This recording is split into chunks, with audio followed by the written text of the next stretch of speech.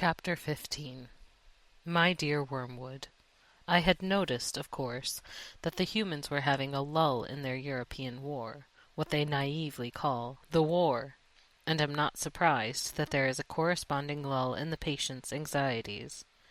Do we want to encourage this, or to keep him worried? Tortured fear and stupid confidence are both desirable states of mind. Our choice between them raises important questions.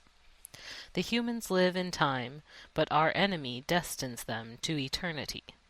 He therefore, I believe, wants them to attend chiefly to two things, to eternity itself, and to that point of time which they call the present.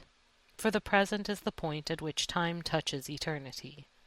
Of the present moment, and of it only, humans have an experience analogous to the experience which our enemy has of reality as a whole. In it alone freedom and actuality are offered them. He would therefore have them continually concerned either with eternity, which means being concerned with him, or with the present, either meditating on their eternal union with or separation from himself, or else obeying the present voice of conscience, bearing the present cross, receiving the present grace, giving thanks for the present pleasure. Our business is to get them away from the eternal and from the present. With this in view, we sometimes tempt a human, say a widow or a scholar, to live in the past. But this is of limited value, for they have some real knowledge of the past, and it has a determinate nature and, to that extent, resembles eternity. It is far better to make them live in the future.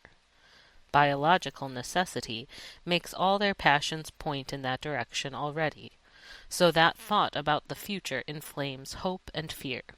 Also, it is unknown to them, so that in making them think about it, we make them think of unrealities. In a word, the future is, of all things, the thing least like eternity. It is the most completely temporal part of time, for the past is frozen and no longer flows, and the present is all lit up with eternal rays. Hence the encouragement we have given to all those schemes of thought, such as creative evolution, scientific humanism, and communism, which fix men's affections on the future, on the very core of temporality. Hence nearly all vices are rooted in the future. Gratitude looks to the past, and love to the present. Fear, avarice, lust, and ambition look ahead. Do not think lust an exception. When the present pleasure arrives, the sin, which alone interests us, is already over. The pleasure is just the part of the process which we regret and would exclude if we could do so without losing the sin. It is the part contributed by the enemy, and therefore experienced in a present. The sin, which is our contribution, looked forward. To be sure, the enemy wants men to think of the future too, just so much as is necessary for now planning the acts of justice or charity, which will probably be their duty tomorrow.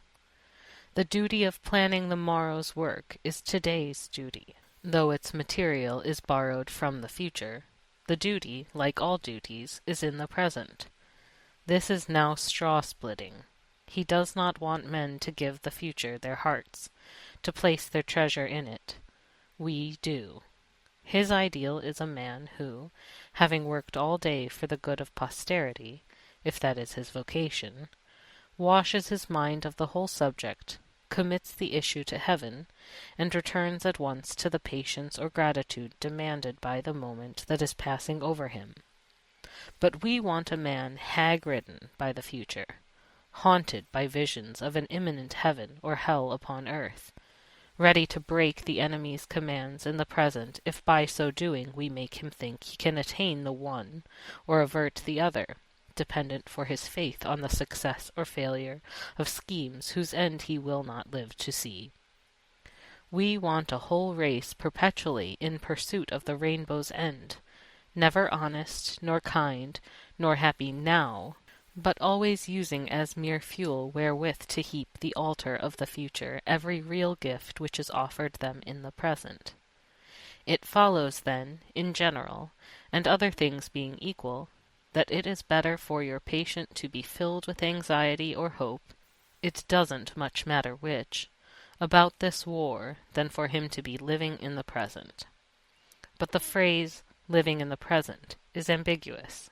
It may describe a process which is really just as much concerned with the future as anxiety itself.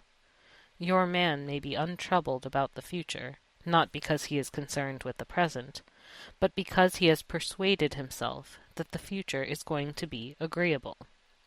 As long as that is the real cause of his tranquillity will do us good, because it is only piling up more disappointment, and therefore more impatience, for him when his false hopes are dashed.